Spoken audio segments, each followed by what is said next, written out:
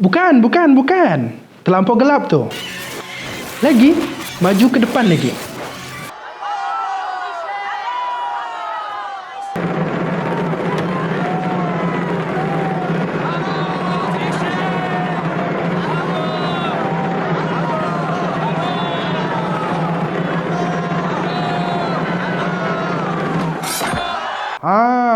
Ini baru betul.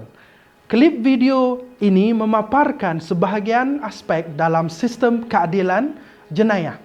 Bersama saya, Tuan Reverend Charlie Simon, akan membincangkan topik kita pada hari ini, iaitu sistem keadilan jenayah.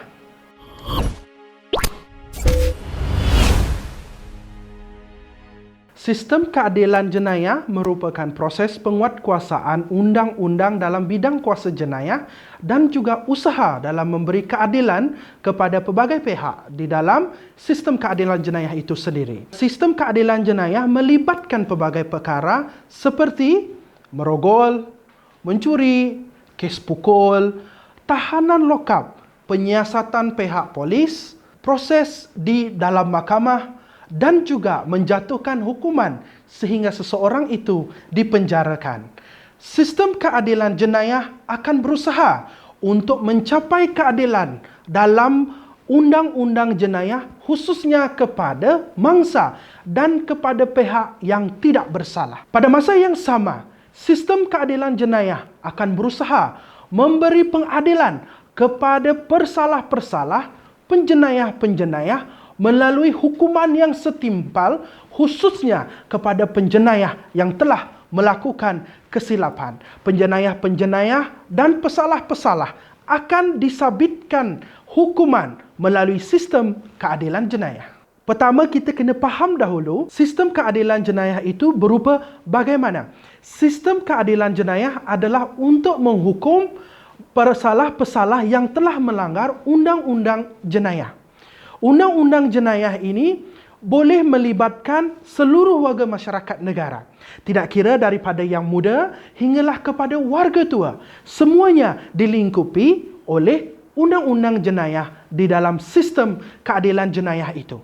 Sistem keadilan jenayah, dia merangkumi pelbagai aspek dalam kehidupan masyarakat. Negara akan diberi kuasa oleh sistem keadilan jenayah untuk menghukum persalah. Contoh, apabila seseorang melakukan kesalahan, dia bukan sahaja melakukan kesalahan kepada mangsa ataupun kepada pihak yang tidak bersalah itu tadi, tetapi dia dianggap melakukan kesalahan terhadap seluruh manusia sejagat, dosa terhadap seluruh umat manusianya. Kita ambil satu misalan.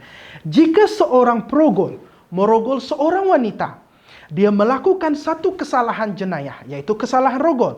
Dia bukan sahaja dianggap telah merogol wanita tersebut, tetapi dianggap melakukan kesalahan terhadap seluruh masyarakat awam secara keseluruhannya. Ini adalah kuasa yang diberi dalam sistem keadilan jenayah. Negara akan mewakili bangsanya, akan mewakili mangsa tersebut untuk menghukum, menyabitkan kesalahan terhadap penjenayah, terhadap pesalah tersebut. Maka hal-hal ini tidak terikat kepada hukuman sahaja. Sistem keadilan jenayah merangkumi pelbagai aspek, daripada proses penahanan suspek, berada di dalam lokap, pembicaraan, maupun dalam memberi keputusan dalam mahkamah, serta letakkan hukuman terhadap penjenayah itu, semuanya berada dalam ruang lingkup sistem keadilan jenayah. Ini adalah sistem keadilan jenayah yang kita ada pada masa kini. Tapi rupanya tak macam ni dulu.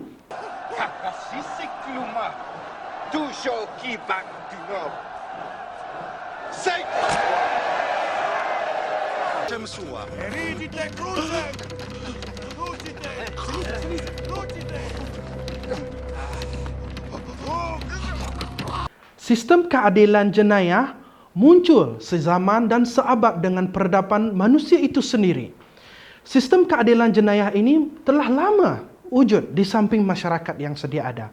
Mungkin tanpa perkataan keadilan di dalamnya sebelum ini. Pada suatu masa dahulu, sistem keadilan jenayah ini sangat bergantung dan sangat tertaluk kepada budi bicara pemerintah atau pegawai tertinggi. Contohnya seperti raja-raja maupun sultan. Amalan ini juga berada di dalam sistem keadilan jenayah, khususnya di dalam zaman Kesultanan Melayu Melaka itu sendiri. Pada zaman Kesultanan Melayu Melaka, sistem keadilan jenayah adalah hak sepenuhnya oleh Baginda Sultan. Budi bicara Sultan selaku hakim dan juga ketua merupakan tunggak penting dalam sistem keadilan jenayah. Baginda akan menentukan hukuman dan menentukan juga sistem keadilan jenayah itu. Sultan ialah hakim dan juga merupakan raja dalam sistem keadilan jenayah. Budi bicara adalah sepenuhnya dikuasa Baginda Sultan pada zaman Kesultanan Melayu Melaka. Sistem keadilan jenayah pada masa dahulu berdasarkan sepenuhnya kepada logik dan rasional. Tetapi mungkin ada juga kesan-kesan, emosi dan juga pengaruh pribadi di dalam penilaian sistem keadilan jenayah pada masa itu. Hukuman-hukuman pada zaman itu bersifat kreatif dan juga mungkin agak kejam dan sadis jika kita membandingkan sistem keadilan jenayah pada zaman dahulu dan zaman sekarang. Kemudian muncul satu era, yaitu era pencerahan yang memberi penekanan kepada struktur masyarakat yang lebih baik. Struktur masyarakat yang lebih terorganisasi, yang menurutnya lebih menekankan kepada hak-hak masyarakat secara kolektif, menyusun atur sesebuah masyarakat secara sosial maupun secara perundangan. Undang-undang ini menentukan ataupun mengatur, menyusun atur sesebuah masyarakat yang lebih baik. Munculnya suatu masyarakat yang memahami bahawa sistem keadilan jenayah sekarang adalah untuk masyarakat seluruhnya, untuk menjaga masyarakat tidak melakukan jenayah, tidak melanggar undang-undang jenayah. The main strength in that push was provided by the assault group which invaded the island at Lingayen Gulf, be the setting for his execution for war crimes. But during early 1942, it was hard for the Filipinos to see beyond the Japanese occupation. Kesan Perang Dunia Pertama dan Perang Dunia Kedua mengubah lanskap perubahan dan sejarah ketamadunan manusia itu sendiri. Bahkan perang itu menyebabkan suatu perubahan yang drastik kepada masyarakat. Pembantaian, penjajahan, pembunuhan beramai-ramai. Semua hal itu tadi menyebabkan satu perkara yang sangat buruk yang berlaku dalam sejarah manusia. Bahkan perang itu sendiri merupakan satu jenayah yang paling teruk, paling dahsyat dan paling drastik yang pernah berlaku kepada manusia. Sehingga selepas itu, selepas Perang Dunia Pertama dan Kedua, penekanan terhadap hak asasi manusia menjadi perkara tunggak, menjadi perkara penting di dalam pelbagai isu, termasuk sistem keadilan jenayah. Sistem keadilan jenayah turut mengalami satu perubahan, revolusi dan transformasi selepas Perang Dunia Kedua yang melihatkan banyak sekali penekanan kepada isu-isu hak asasi. Isu-isu hak asasi ini dapat dilihat dengan munculnya pelbagai piagam yang berkaitan dengan hak asasi manusia.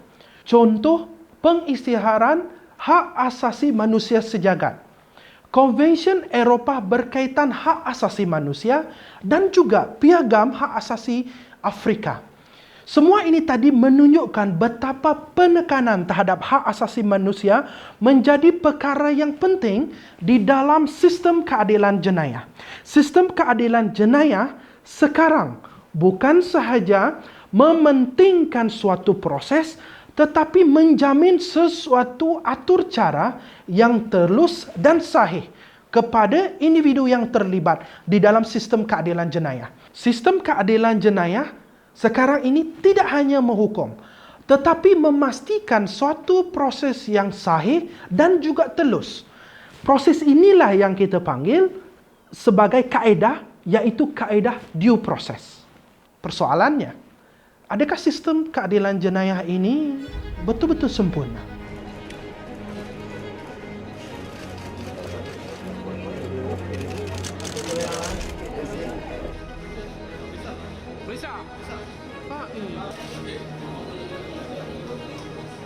Bagi masyarakat umum, sistem keadilan jenayah mungkin nampak seperti rumit. Tetapi hanya mereka yang pakar boleh terlibat dalam tata cara kerja sistem keadilan jenayah. Maka penting untuk kita tahu pihak-pihak yang terlibat di dalam sistem keadilan jenayah. Pihak-pihak yang terlibat dalam sistem keadilan jenayah adalah seperti badan-badan kehakiman, badan-badan peguam, pihak polis, mungkin juga boleh kepada pihak-pihak immigration ataupun pegawai-pegawai SPRM.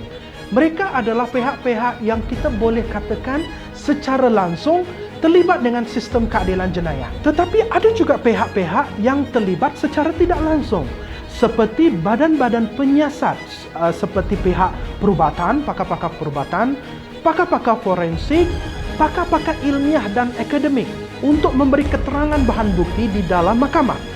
Begitu juga penyiasat persendirian, wartawan dan seumpamanya di dalam ruang lingkup sistem keadilan jenayah. Ada satu pihak yang tidak wujud lagi di dalam sistem keadilan jenayah Malaysia, tetapi masih wujud dan digunakan di sistem keadilan jenayah di luar negara. Pihak ini kita panggil sebagai juri. Juri adalah hakim orang awam bagi menentukan tertuduh bersalah ataupun tidak berdasarkan fakta-fakta kes yang telah dibentangkan semasa perbicaraan.